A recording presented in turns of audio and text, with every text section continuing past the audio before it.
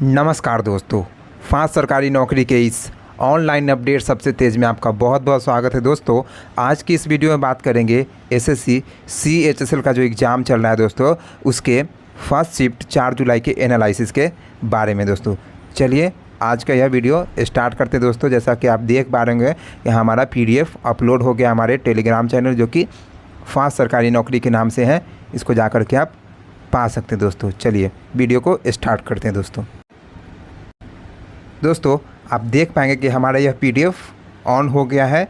इसमें देख पाएंगे सबसे पहला क्वेश्चन इसमें हमारे पास जो कुछ आए हैं क्वेश्चन, उसमें कोंकण रेलवे जो है किस वर्ष बनाया गया था, गिद्धा डांस जो है कहाँ का है ये पूछा गया था, अजीत कुमार मोहंती को है किस पद पर नियुक्त किया गया है ये क्वेश्चन था, वर्चुअल वाटर कंसेप्ट किसके द्वारा दिया गया था, नॉर्मन बोरलॉग से क्वेश्चन दिया गया था। दोस्तों संगीत इंस्टीट्यूट से क्वेश्चन पूछा गया था, रक्त और लौह की नीति से क्वेश्चन पूछा गया था। दोस्तों आगे दोस्तों कुछ इस प्रकार से देख पाएंगे कि नियरेस्ट स्टार पूछा गया था, सूर्य के बाद नियरेस्ट स्टार कौन सा है ये क्वेश्चन पूछा गया। दोस्तों आप इसको एक बार देख लीजिएगा, यही क्वेश्चन पूछा गया था। इसका हम एनालिसिस स्टार्ट करते हैं। चलिए सबसे पहला क्वेश्चन है दोस्तों, भारत के किस राष्ट्रीय उद्यान में एशियाई शेर पाया जाता है। भारत के किस राष्ट्रीय उद्यान में एशियाई शेर पाया जाता है। इसका सही जवाब है गिर राष्ट्रीय उद्यान। इसका सही जवाब है गिर राष्ट्रीय उद्यान, जो कि गुजरात राज्य में है। दोस्तों जो कि गुजरात राज्य में है। चलिए इनके बारे में फैक्ट जानते हैं। जैसा कि आप देख पाएंगे कि भारतीय शेर या एशियाई शेर भारत में पाए जाने वाले पाँच बड़े बिल्ली प्रजातियों में से एक है। 5 बड़े बिल्ली प्रजातियों में से एक है, जिनकी गुजरात राज्य के गिर वन राष्ट्रीय उद्यान में एक आबादी मौजूद है। गिर वन राष्ट्रीय उद्यान में एक आबादी मौजूद है। आगे है भारत के अन्य राज्यों जैसे कि जवाहर सागर वन्यजीव अभयारण्य, ये जो है राजस्थान में है। जवाहर सागर वन्यजीव अभयारण्य ये जो है राजस्थान में है। दर्रा राष्ट्रीय उद्यान ये राजस्थान में है। कूनो वन्यजीव अभयारण्य ये मध्य प्रदेश में है। और बरदा वन्यजीव अभयारण्य ये गुजरात में है। इसमें जो है एक वैकल्पिक पर्यावास प्रदान करने के लिए भारत सरकार द्वारा एशियाई शेर संरक्षण परियोजना की शुरुआत किया गया। दोस्तों यहाँ देखिए क्वेश्चन है, what is the meaning of secularism. What is the meaning of secularism. Secularism यानी हिंदी में इसको बोला जाता है धर्मनिरपेक्ष। दोस्तों इसको बोला जाता है धर्मनिरपेक्ष, पंथ निरपेक्ष जिसको हम लोग बोलते हैं। चलिए इसके मीनिंग के बारे में जानते हैं। Secularism means the separation of religion from political, economics, social and cultural aspect of life, and religion is treated as purely personal matter. Separation की बात है इसमें, यानी पृथक यानी अलग अलग करने की बात है। किसकी? तो रिलीजन से पॉलिटिकल को अलग करने की बात होती है। दोस्तों सेकुलरिज्म में इकोनॉमिक्स को अलग करने की बात है, इसमें सोशल को अलग करने की बात है, उसके बाद कल्चरल एस्पेक्ट को भी इसमें देखना पड़ता है। दोस्तों देखिए, secular means that the Indian government will remain neutral in matter of religion, यानी हमारे जो है गवर्नमेंट जो इंडिया में जो गवर्नमेंट है वो जैसे ही रिलीजन की बात होगी तो वो न्यूट्रल हो जाएंगे। ना वो हिंदू का पक्ष लेंगे, ना मुस्लिम का पक्ष लेंगे, ना सिख का पक्ष लेंगे, ना ईसाई का पक्ष लेंगे। दोस्तों ऐसा इसमें कहा गया है। और आगे बात करते हैं कि यह जो है सेकुलरिज्म शब्द जो है हमारे ये प्रस्तावना में जो है 42वें संविधान संशोधन 1976 द्वारा जोड़ा गया। हमारे संविधान में सेकुलरिज्म शब्द जो है, यानी हिंदी में इसको कहा जाता है पंथ निरपेक्ष शब्द जो है 42वें संविधान संशोधन 1976 द्वारा जोड़ा गया। 42वें संविधान संशोधन 1976 द्वारा जोड़ा गया। दोस्तों हेमिस फेस्टिवल किस धर्म से संबंधित है। हेमिस फेस्टिवल किस धर्म से संबंधित है। इसका सही जवाब है दोस्तों बौद्ध धर्म। इसका सही जवाब है बौद्ध धर्म। इसका सही जवाब, इसमें ऑप्शन में आप देख पाएंगे कि हिंदू, मुस्लिम, इस्लाम दिया है ऑप्शन में, इसका बौद्ध धर्म इसका सही जवाब है। चलिए इसके हेमिस फेस्टिवल के बारे में जानते हैं। जैसा कि आप देख पाएंगे कि हेमिस महोत्सव जो है, हेमिस महोत्सव उत्तरी भारत के एक क्षेत्र लद्दाख में मनाया जाने वाला एक पारंपरिक धार्मिक त्यौहार है। दोस्तों यह जो है धार्मिक त्यौहार इसलिए कहा गया क्योंकि ये बौद्ध धर्म से इसका संबंध है। दोस्तों इसका संबंध जो है बौद्ध धर्म से है। इस त्यौहार पर तिब्बती बौद्ध धर्म का महत्वपूर्ण प्रभाव है। इस त्यौहार पर तिब्बती बौद्ध धर्म का महत्वपूर्ण प्रभाव है। यह भगवान पद्मसंभव को समर्पित है। यह जो है भगवान पद्मसंभव को समर्पित है, जिन्हें गुरु रिनपोछे के नाम से भी जाना जाता है। जिन्हें जो है गुरु रिनपोछे के नाम से भी जाना जाता है, जिन्हें तिब्बत में तिब्बती बौद्ध धर्म का संस्थापक माना जाता है। जिन्हें तिब्बत में तिब्बती बौद्ध धर्म का संस्थापक माना जाता है। किन्हें? रिनपोछे को दोस्तों। हेमिस मठ जहाँ त्यौहार होता है, हेमिस मठ जहाँ त्यौहार होता है, लद्दाख के सबसे महत्वपूर्ण और सबसे बड़े मठों में से एक है। लद्दाख के सबसे बड़े मठ है दोस्तों, और तिब्बती बौद्ध परंपरा को तिब्बती बौद्ध परंपरा में से बहुत महत्व रखता है दोस्तों। तिब्बती जो है बौद्ध परंपरा में से बहुत महत्व रखता है। त्यौहार में आमतौर पर रंगीन मुखौटा नृत्य अनुष्ठान और अन्य सांस्कृतिक प्रदर्शन शामिल होते हैं, जो बौद्ध धार्मिक मान्यता और प्रथाओं में गहराई से निहित है। जो बौद्ध धार्मिक मान्यता और प्रथाओं में गहराई से निहित है।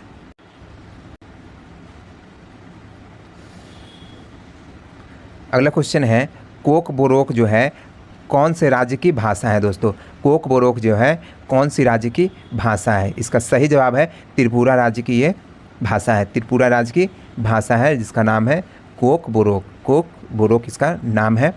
चलिए इस भाषा के बारे में जानते हैं। जैसा कि आप देख पाएंगे कि कोक बोरोक या इसको त्रिपुरी लैंग्वेज भी कहा जाता है, भारतीय राज्य त्रिपुरा और बांग्लादेश के पड़ोसी क्षेत्र की एक तिब्बती बर्मी भाषा है दोस्तों। इसको तिब्बती बर्मी भाषा भी कहा जाता है। इसका नाम जो है कोक, जिसका अर्थ होता है मौखिक, और बोरोक जिसका अर्थ होता है लोक या मानव। जिसका क्या अर्थ होता है? बोरोक का अर्थ होता है लोक या मानव, इसका अर्थ है। यह जो है पूर्वोत्तर भारत की प्राचीन भाषाओं में से एक है दोस्तों। यह जो है पूर्वोत्तर भारत की प्राचीन भाषाओं में से एक है। 19वीं शताब्दी से 20वीं शताब्दी तक टिपरा राजवंश में त्रिपुरी राजाओं के शासन के दौरान यह लोगों के लिए एक आम बोली जाने वाली भाषाएं थी दोस्तों। त्रिपुरा की एकमात्र मान्यता प्राप्त भाषा कोक बोरोक को 1979 में राज्य सरकार द्वारा राज्यों की आधिकारिक भाषा घोषित किया गया था। राज्यों की आधिकारिक भाषा इसे 1979 में घोषित किया गया था। तब से हर साल 19 जनवरी को कोक बोरोक दिवस के रूप में मनाया जाता है। तब से हर साल कोक बोरोक दिवस के रूप में मनाया जाता है।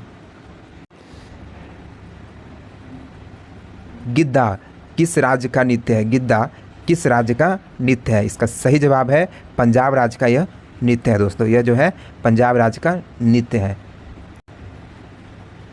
पंजाब राज्य के अन्य नृत्य देखिए, भांगड़ा, गिद्धा, घूमल, डफ, धमान, नकुला, लुड्डी, जूली, थनकरा, शम्मी, किकली जागो, तीजन, बागो, ये सभी जो है पंजाब राज्य के नृत्य है। ये इसमें जो है देख पाएंगे कि गिद्धा भी शामिल है यहाँ पर, जो कि पंजाब राज्य का एक नृत्य है। चलिए और कुछ फैक्ट के बारे में जानते हैं। जैसा कि देख पाएंगे कि भांगड़ा जो है नित्य बैसाखी के दौरान प्रस्तुत किया जाता है। भांगड़ा जो है नित्य बैसाखी के दौरान प्रस्तुत किया जाता है। अगला है घूमर नृत्य जो है पुरुषों द्वारा प्रस्तुत किया जाता है। घूमर नृत्य में पुरुष का रोल होता है दोस्तों। यह धीमा तथा लयबद्ध नृत्य होता है। यह धीमा भी होता है और लयबद्ध होता है दोस्तों। धामृत नृत्य है दोस्तों। जूली एक धामृत नृत्य है जो पीर और गायन से जुड़ा है दोस्तों, जो पीर और गायन से जुड़ा है। अगला है धनकरा नृत्य जो है को गतका नृत्य भी कहा जाता है। धनकरा नृत्य को जो है गतका नृत्य भी कहा जाता है। गिद्धा नृत्य को रिंग नृत्य की प्राचीन शैली से लिया गया है दोस्तों। गिद्धा नृत्य को जो है रिंग नृत्य की प्राचीन शैली से लिया गया है। अगला है किकली नृत्य को जोड़े में प्रस्तुत किया जाता है। किकली नृत्य को जोड़े में प्रस्तुत किया जाता है दोस्तों। अगला क्वेश्चन है हिमाचल प्रदेश का राज्यपाल कौन है? हिमाचल प्रदेश का राज्यपाल कौन है? इसका सही जवाब है शिव प्रताप शुक्ला। शिव प्रताप शुक्ला इसका सही जवाब है। चलिए इनके बारे में जानते हैं। जैसा कि आप देख पा रहे हैं कि श्री शिव प्रताप शुक्ला को फरवरी 2023 से हिमाचल प्रदेश के 22वें राज्यपाल, ये जो हिमाचल प्रदेश के हैं ये 22वें राज्यपाल है दोस्तों। अतिरिक्त प्रभार वाले राज्यपाल को भी शामिल करें तो 31वें है दोस्तों। अतिरिक्त प्रभार के शामिल करें तो दोस्तों ये 31वें राज्यपाल है। ऐसे राज्य के नियमित 21 राज्यपाल वर्तमान को छोड़कर में से 3 ही राज्यपाल ऐसा है जिन्होंने अपना कार्यकाल को पूरा कर पाया है दोस्तों। अगर बात करें हिमाचल प्रदेश के दोस्तों, तो वर्तमान के अगर राज्यपाल को अगर छोड़ दिया है तो मात्र 3 ऐसे राज्यपाल हैं जिन्होंने अपना कार्यकाल पूरा कर पाया दोस्तों। इनका नाम जानते हैं कि देखिए, पहला है एस चक्रवर्ती, सबसे पहला है एस चक्रवर्ती जिनका कार्यकाल था 1971 से 1977, 1971 से 1977। उसके बाद है विष्णु सदाशिव कोकजे, विष्णु सदाशिव कोकजे, इनका कार्यकाल रहा 2003 से 2008 के बीच, इन्होंने 5 साल अपना पूरा किया दोस्तों। और उर्मिला सिंह, और उर्मिला सिंह जो कि 2010 से 2015 के बीच में रहे दोस्तों। आपको बता दें दोस्तों कि राज्यपाल जो होते हैं राष्ट्रपति के प्रसाद पर्यंत्र होते हैं दोस्तों। राज्यपाल जो होते हैं राष्ट्रपति के प्रसाद पर्यंत्र होते हैं। इसका मतलब है, प्रसाद पर्यंत्र का मतलब राष्ट्रपति जब तक चाहेंगे तब तक वो राज्यपाल किसी भी स्टेट का बन सकते हैं दोस्तों। राज्यपाल जो है अपना त्यागपत्र राष्ट्रपति को देते हैं दोस्तों।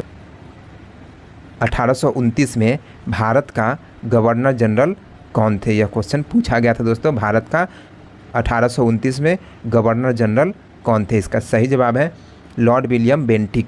लॉर्ड विलियम बेंटिक इसका सही जवाब है। चलिए इनके बारे में जानते हैं। जैसा कि आप देख पा रहे हो कि ये लॉर्ड विलियम बेंटिक का फ़ोटो है। चलिए इनके बारे में फैक्ट देखते हैं। जैसा कि आप देख पा रहे हैं दोस्तों, ये भारत के गवर्नर जनरल थे दोस्तों। ये भारत के गवर्नर जनरल थे। लॉर्ड विलियम बेंटिक जो थे 1828 से 1835 तक भारत में शासन किया दोस्तों। 1828 से 1835 तक भारत में शासन किया था। इनके द्वारा सामाजिक सुधार, शैक्षणिक सुधार और वित्तीय सुधार, सरकारी सेवा में सुधार किया गया दोस्तों।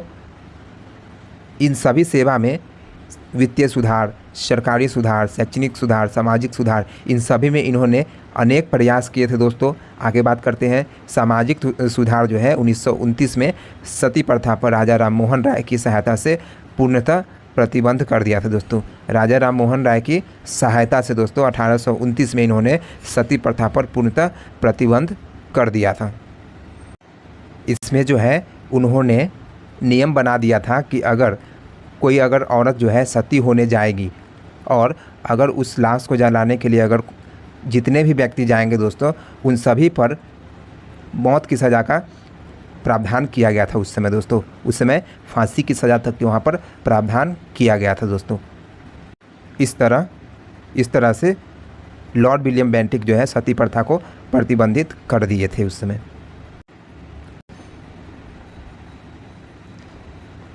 लॉर्ड विलियम बेंटिक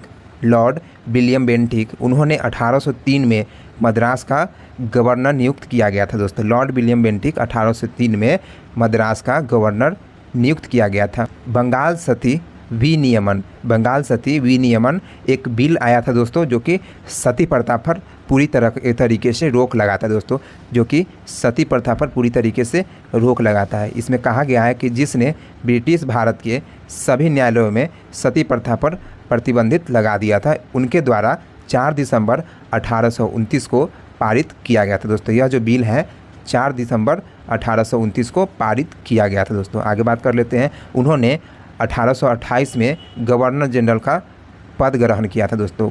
वो जो है विलियम बेंटिक जो है 1828 में गवर्नर जनरल बने थे दोस्तों।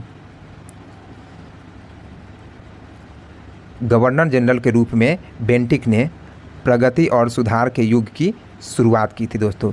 गवर्नर जनरल के रूप में बेंटिक ने प्रगति और सुधारों के युग की शुरुआत की। वह भारत के पहले गवर्नर जनरल बने थे दोस्तों। वह जो है भारत के पहले गवर्नर जनरल बने थे। 1833 के चार्टर अधिनियम से बने थे दोस्तों। विलियम बेंटिक ने भारतीय राज्यों के साथ गैर हस्तक्षेप और गैर आक्रामकता की नीति अपनाई। अगला है वित्तीय सुधार के क्षेत्र में उन्होंने सभी अधिकारियों के वेतन और भत्ते को कम कर दिया दोस्तों। सभी अधिकारियों के वेतन और भत्ते कम कर दिया और अतिरिक्त कर्मचारियों को हटा दिया था दोस्तों। न्यायिक विभाग में उन्होंने कॉर्नवालिस द्वारा स्थापित अपील की प्रांतीय अदालत को समाप्त कर दिया था दोस्तों। अपील की प्रांतीय अदालतों को समाप्त कर दिया था जो कि कॉर्नवालिस द्वारा बनाया गया था। लॉर्ड विलियम बेंटिक जो है भारत के लिए रूसी खतरे की कल्पना करने वाले पहले गवर्नर जनरल थे दोस्तों। लॉर्ड विलियम बेंटिक भारत के लिए रूसी खतरे की कल्पना करने वाले पहले गवर्नर जनरल थे दोस्तों।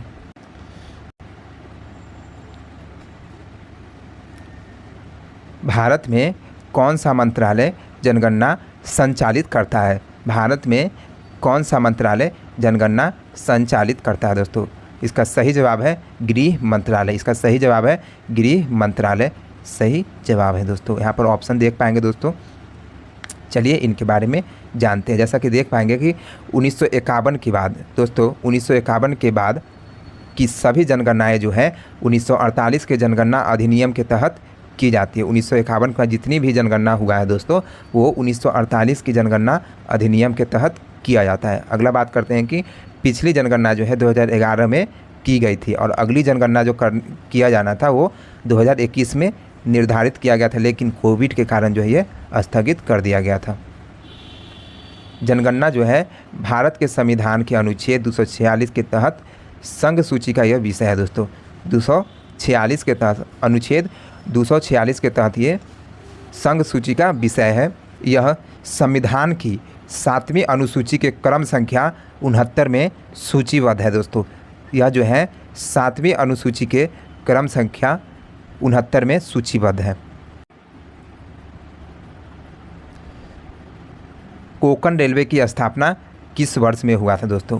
कोंकण रेलवे की स्थापना किस वर्ष हुआ था? यह क्वेश्चन पूछा गया था। 1990 इसका सही जवाब है। 1990 में कोंकण रेलवे स्टेशन का स्थापना किया गया था। चलिए इनके बारे में जानते हैं कि भारतीय रेलवे ने 19 जुलाई 1990 को कोंकण रेलवे की स्थापना की थी दोस्तों। भारतीय रेलवे ने 19 जुलाई 1990 को कोंकण रेलवे की स्थापना की थी और यह वर्ष 1998 में निर्मित था दोस्तों। यह जो है वर्ष जो है 1998 में निर्मित था। यानी देखा जाए तो स्थापना अगर पूछे तो 19 जुलाई 1990 को इसकी स्थापना हुआ, लेकिन पूरे बनकर के तैयार हुआ 1998 में। यह महाराष्ट्र के रोहा को कर्नाटक के मैंगलोर से जोड़ने वाला 760 किलोमीटर लंबा रेल मार्ग है। यह महाराष्ट्र के रोहा को कर्नाटक के मैंगलोर से जोड़ने वाला 760 किलोमीटर लंबा रेल मार्ग है। इसे इंजीनियरिंग का चमत्कार माना जाता है। यह 146 नदी धाराओं, लगभग 2000 पुलों और 91 सुरंगों को पार करती है। लगभग जो है 146 नदी धाराओं को, 2000 पुलों को और 91 सुरंगों को पार करता है यह रेल मार्ग।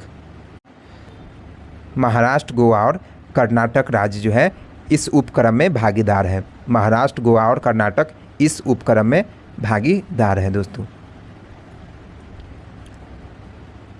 सूर्य के बाद दूसरा सबसे निकटतम तारा कौन सा है दोस्तों? सूर्य के बाद दूसरा सबसे निकटतम तारा कौन सा है? इसका सही जवाब है प्रोक्सिमा सेंचुरी, या इसी को अल्फ़ा सेंचुरी भी कहा जाता है। दोनों ही एक ही नाम है दोस्तों।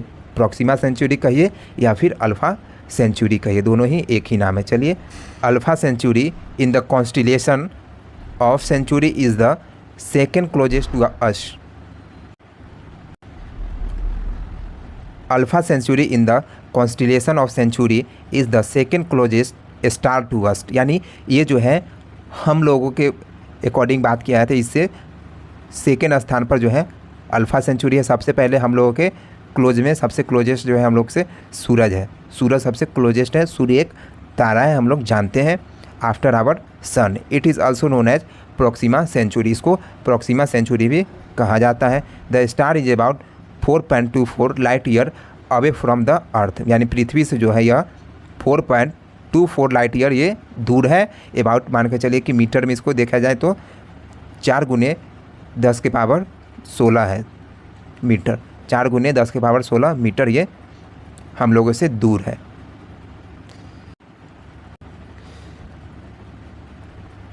वर्चुअल वाटर की अवधारणा किसके द्वारा दिया गया?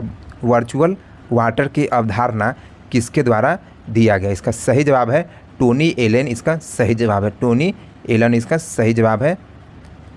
देखिए, the concept of virtual water was first propose by the geographer Tony Allan in 1993 1993 में ये टोनी एलन के द्वारा वर्चुअल वाटर पॉलिसी दिया गया दोस्तों। Referring to the amount of water needed to produce product and service, मतलब ये जो है किससे रिलेटेड है? तो वाटर का संबंध से रिलेटेड है, जो कि एक प्रोडक्ट को उत्पन्न करने के लिए कितना वाटर की आवश्यकता होती है दोस्तों, उससे यह संबंधित है। Research on virtual water has gradually increase in recent year, यानी कुछ समय से यह जो है धीरे धीरे इनकी रिसर्च जो है बढ़ रहा है दोस्तों। अजीत कुमार मोहंती वर्तमान में किसके अध्यक्ष हैं? अजीत कुमार मोहंती वर्तमान में किसके अध्यक्ष हैं? इसका सही जवाब है परमाणु ऊर्जा आयोग के अध्यक्ष दोस्तों। इसका सही जवाब है परमाणु ऊर्जा आयोग, अजीत कुमार मोहंती। फुटबॉल में गोल पोस्ट का कलर कैसा होता है? फुटबॉल में गोल पोस्ट का कलर कैसा होता है? इसका सही जवाब है येलो। इसका सही जवाब है येलो, जिसको हिंदी में पीला कहा जाता है दोस्तों। चलिए, सभी NFL गोल पोस्ट सल्फर पीले रंग के होते हैं और रंग को पेंट के बजाय पाउडर के द्वारा लगाया जाता है दोस्तों, जो कि टूटकर फीका पड़ जाता है दोस्तों। यह बदलाव करीब 10 साल पहले किया गया था। यह बदलाव करीब 10 साल पहले किया गया था। 1966 में NFL के मालिक जो है अनिवार्य किया था कि लीग के सभी गोल पोस्ट चमकीले सुनहरे रंग का होना चाहिए दोस्तों। लीग के सभी गोल पोस्ट जो है चमकीले सुनहरा रंग का होना चाहिए। सुनहरों को इंग्लिश में गोल्डन कहा जाता है दोस्तों। अगला क्वेश्चन पूछा गया था कि MS एक्सेल का जो है स्पेस कम कैसे होता है दोस्तों। MS एक्सेल का जो है स्पेस कैसे कम होता है, यह क्वेश्चन पूछा गया था। तो इसमें जो है डॉक्यूमेंट को सेव करना होगा .xslb करके उसको सेव करना है। xslb करके उसको सेव करके उसको फाइल को छोटा कर सकते हैं दोस्तों। इसमें जो होता है डिफ़ॉल्ट साइज जो होता है उसका देख पाएंगे कि XSLX होता है दोस्तों। XSLX होता है, उसके डिफ़ॉल्ट साइज होते हैं। लेकिन उसको जैसे ही आप कम करना चाहेंगे, उसके फाइल की साइज़ को कम करना चाहेंगे, तो उसको .xslb से सेव करना होगा उसको।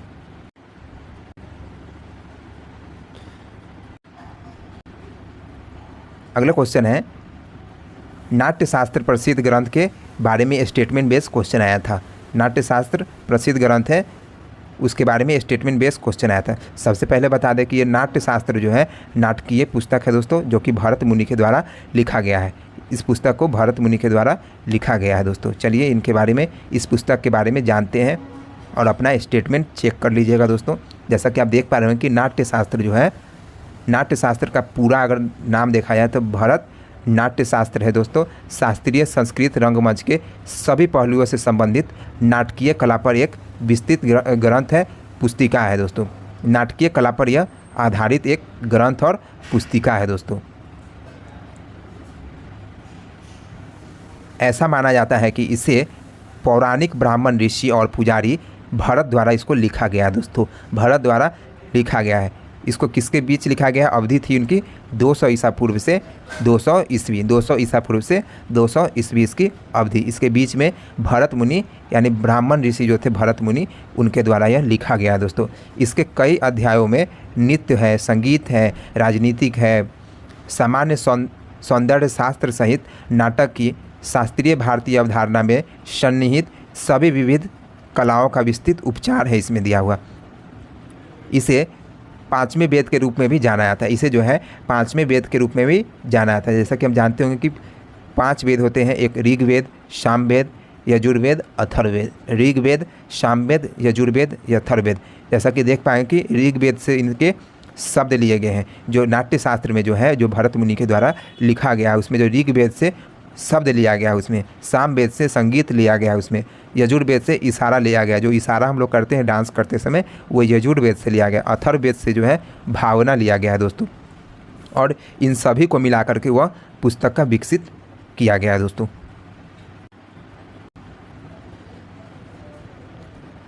भरत मुनि जो है, देखते हैं इनके बारे में। भरत मुनि एक प्राचीन भारतीय नाटककार और संगीतविद थे दोस्तों। भारतीय नाटककार थे दोस्तों और संगीतविद थे, जिन्होंने नाट्यशास्त्र, प्राचीन भारतीय नाट्यशास्त्र और इतिहास लेखन, विशेष रूप से संस्कृत थिएटर और एक सैद्धांतिक ग्रंथ लिखा है दोस्तों। इन्होंने सैद्धांतिक ग्रंथ लिखा है। भरत को भारतीय नाट्य कला के रूपों का जनक माना जाता है। इनको भारतीय नाट्य कला के रूपों का जनक भरत मुनि को माना जाता है। वह जो है 200 ईसा पूर्व से 200 ईस्वी के बीच, लेकिन अनुमान लगाया जाता है कि 500 ईसा पूर्व से 500 ईस्वी के बीच जो है इन्होंने इस पुस्तक की रचना किया था दोस्तों। भरत मुनि द्वारा रचित नाट्यशास्त्र और नंदिकेश्वर द्वारा रचित अभिनय दर्पण को भारतनाट्यम का मूल स्रोत माना जाता है दोस्तों। भारतनाट्यम का मूल स्रोत किनको माना जाता है तो अभिनय द्वारा, नंदकेश्वर द्वारा लिखा हुआ अभिनय दर्पण और भरत मुनि द्वारा नाट्यशास्त्र लिखा हुआ, इन दोनों के मेल से बना हुआ है भरतनाट्यम।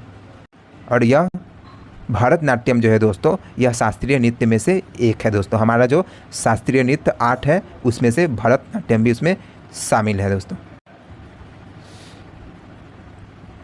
रक्त और लोह की नीति जो है किसने अपनाया था दोस्तों? रक्त और लोह की नीति किसने अपनाया था? इसका सही जवाब है बलवन। इसका सही जवाब है बलवन। रक्त और लोह की नीति किसने अपनाया था? तो इसका सही जवाब है बलवन।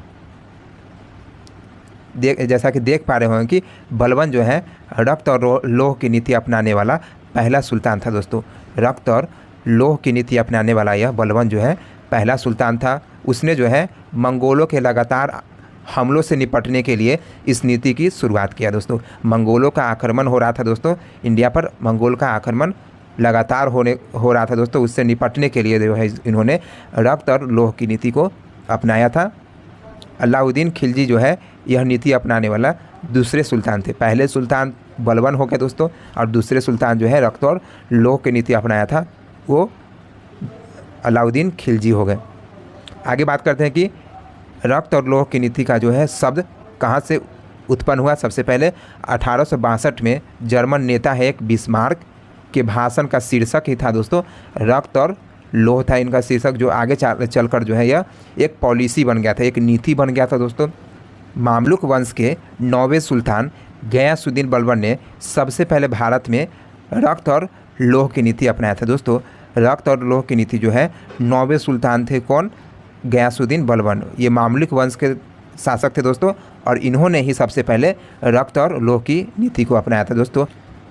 1926 में स्थापित किया गया भातखंडे संगीत संस्थान की कहाँ है दोस्तों? ये पूछा गया था कि 1926 में जो स्थापित किया गया था भातखंडे संगीत संस्थान, ये कहाँ है दोस्तों? यह क्वेश्चन एग्जाम में हूबहू आया हो। तो इसका सही जवाब है लखनऊ। इसका सही जवाब था दोस्तों। 1926 में विष्णु नारायण भातखंडे ने राय उमानाथ बली, राय राजेश्वर बली और लखनऊ के अन्य संगीत संरक्षक और पारखी की मदद से दोस्तों लखनऊ में एक संगीत विद्यालय की स्थापना किया दोस्तों।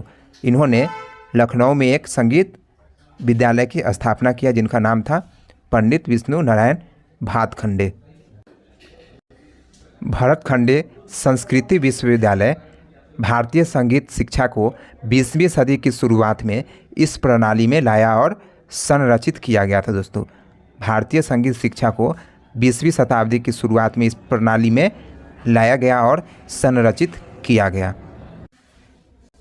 इस सदी में भारतीय संगीत के 2 दिग्गज पंडित विष्णु दिगंबर पलुस्कर और पंडित विष्णु नारायण भातखंडे ने संगीत शिक्षा और शिक्षण प्रशिक्षण प्रणाली ने इस संस्थागतकरण की 2 मजबूत और समानांतर परंपराओं का नेतृत्व और विकास किया।